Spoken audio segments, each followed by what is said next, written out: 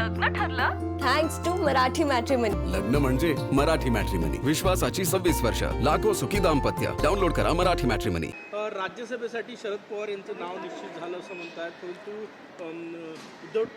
आदित्य ठाकरे म्हणतात असं काही निश्चित झालं नाही. म्हणून काय सुरू आहे नेमकं महाविकास आघाडीमध्ये?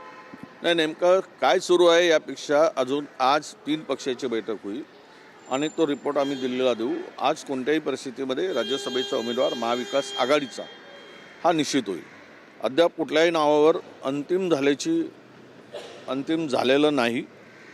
आणि आमची आग्रही मागणी होती की राज्यसभेची जागा आमचा राष्ट्रीय पक्ष आहे, त्यामुळे राज्यसभेची जागा आम्हाला मिळावी, विधान परिषदेची जागा उद्धव ठाकरे साहेबांनी घ्यावी असा आमचा आग्रह होता. पण शेवट आम्ही 3 पक्ष मिळून आघाडी बनवून आहे, त्यामध्ये जे काही ठरेल ते अंतिम राहील. ते हायकमांड आमचे ठरवतील. ही सगळी चर्चा झाल्यानंतर त्यावेळेस अंतिम निर्णय होईल. अद्याप कुठलाही निर्णय झालेला नाही.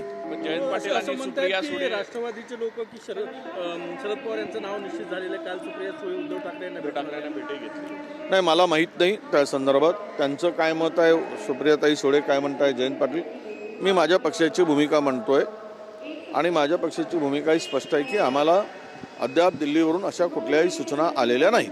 तुम्ही राज्यसभेचा उमेदवार स्टँड बाय म्हणून तयार ठेवलेला आहे का? नाही, अर्थात हे सगळे 3ही पक्षाचे अंतिम निर्णय झाल्यानंतर त्यावेळेस ते सगळं करू. काही लोक अजूनही आपले अडकलेले आहे. दुबईमध्ये सरकारनं विमानाची सोय केली. एक विमान दिल्ली आणि मुंबईत आलेलं आहे. जे अडकलेले आहे त्यांच्यासाठी विरोधी पक्षनेत्यांनी काय मागणी आहे? नाही, असंही आत्ताची परिस्थिती सगळी पाहता तसं काही दुबईमध्ये फार काही हे नाही, पण अडकलेली लोक आहेत. जे US एअरबेसवर जो अटॅक झाला त्यानंतर 2-3 ठिकाणी जे काही अटॅक झाला त्यामुळे लोकांना भीतीचं सावट आहे. लोक खूप घाबरलेले आहेत आणि अशा स्थितीमध्ये देशाच्या केंद्र सरकारची राज्य सरकारची पण आहे, दोघांची ती जॉईंट रिस्पॉन्सिबिलिटी आहे. त्यांनी लवकरात लवकर त्यांची सुरक्षितता आणि त्यांना सुरक्षितपणे आणणं. कारण दुबई असं हे देश आहे UAE की ज्यामध्ये सर्वाधिक भारतीय त्यामध्ये असतात आणि तिकडे बिझनेसच्या माध्यमातून नोकरीच्या माध्यमातून मोठ्या प्रमाणात भारतीय लोक त्या ठिकाणी आहेत.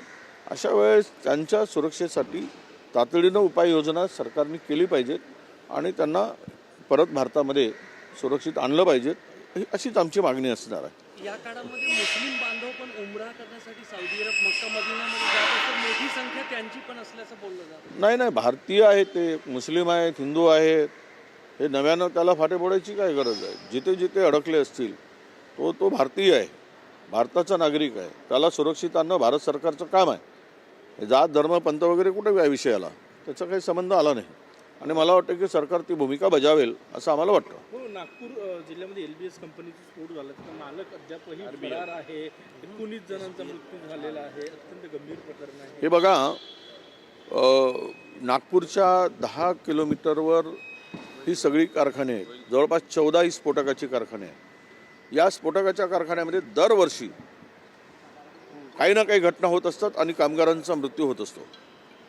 ऑल इंडिया म्हणजे भारताचा पेसोदचा जो कंट्रोल किंवा त्याचा हेड ऑफिस आहे तो नागपुरात आहे. त्यांच्या जवळ 10 किलोमीटर अंतरावर हे सगळी स्फोटकं घडत आहेत. मुख्यमंत्री नागपूरचे आहेत आणि ह्या मोठ्या प्रमाणात हा सगळं याचा ऑडिट करण्याचं काम यापूर्वी अनेकदा पत्र राज्य सरकारला, केंद्र सरकारला, पियुष गोयलला, देवेंद्रजी फडणवीसांना दिलं गेलं की ऑडिट करा. हे दरवर्षी अशा घटना होत आहेत. त्यावर सरकार काही गांभीर्यानं लक्ष घातल्याचं दिसत नाही. म्हणून आज जरी आकडा 20 वर गेला असेल आता मृतांचा, पुन्हा 7-8 लोक 75% अधिक गंभीर स्वरूपाचे जखमी आहेत. हा विषय आता आम्ही हाऊसमध्ये घेऊ, अधिवेशनात घेऊ आणि सरकारला यावर उत्तर मागू. आम्ही स्थगन दिलेलं आहे आणि स्थगनच्या माध्यमातून हा प्रश्न उपस्थित करून सरकारला याचं उत्तर द्यावं लागेल. इतक्या मोठ्या घटना घडत असताना सरकार गपचूप कसं असतो? पैशाने काही जीव खरेदी करता येत नाही. तुम्ही मदत केली मोठ्या प्रमाणात, ही मदत केली, ती मदत केली, एवढे कोटी दिले, एवढे लाख दिलेत, याच्याने काही जीव परत येणार आहे? तिथल्या सेफ्टीच्या दृष्टीनं, तिथल्या ऑडिटच्या दृष्टीनं सरकार काय प्रयत्न करत आहे? 10 किलोमीटरवर हा पेसोचा ऑफिस, या ठिकाणी त्याचं ऑल इंडियाचं ऑफिस नागपुरात असताना या घटना घडतात. मुख्यमंत्री नागपूरचे असताना दरवर्षी 2-4 घटना घडत असतात आणि लोकांचा जीव जातो. ही तर प्रचंड मोठी घटना आहे. आणि त्याच्यावर खुनाचा गुन्हाच दाखल केला पाहिजे. सदृश्य मनुष्य नाही, खून केला आहे त्यांनी. ह्या जे सेफ्टीशी जे लिंगलेशी झाली असेल तर त्यांनी त्यांचा खून केला आहे. त्या सगळ्या जे आता हे सगळे आहेत या कारखान्यामध्ये ज्या काही त्रुटी आढळून आल्या आहेत त्यांच्यावर त्यात त्वरित उपाययोजना केली पाहिजेत आणि कारवाई केली पाहिजे. हा विषय आम्ही लावून धरू हाऊसमध्ये. आता आम्ही स्थगन दिलेलं आहे. मागासवर्गीय वसतिगृह ते त्यांचे आता नामकरण जे आहे ते कुठेतरी महापुरुषांचे केले जाणार असा विचार देण्याचा. हे छान आहे. महापुरुष कोण भाजपच्या लेखे हे त्यांनी ठरवून सांगावं. हां, नाहीतर महापुरुष म्हणून भलते जाणतील. भारतातले महाराष्ट्रातले महापुरुष हे फुले, शाहू, आंबेडकर, बाबासाहेब आणि छत्रपती शिवाजी महाराज आहेत. शाहू आहेत, छत्रपती शाहू आहेत. राष्ट्रसंत तुकडोजी महाराज आहेत, आम्ही त्यांना मानतो. गाडगे महाराज आहेत. ही संतांची भूमिका आहे. संतांची नावं द्या. गोरा कुंभार असेल,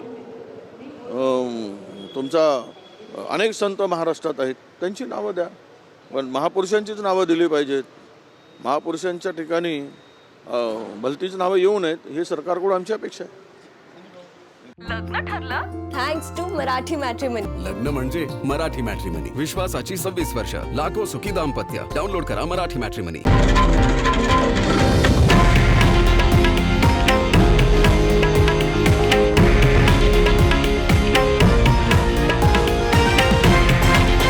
हे आहे देशातील नंबर 1 न्यूज नेटवर्क आणि आपण पाहत आहात TV9 मराठी, एकमेव.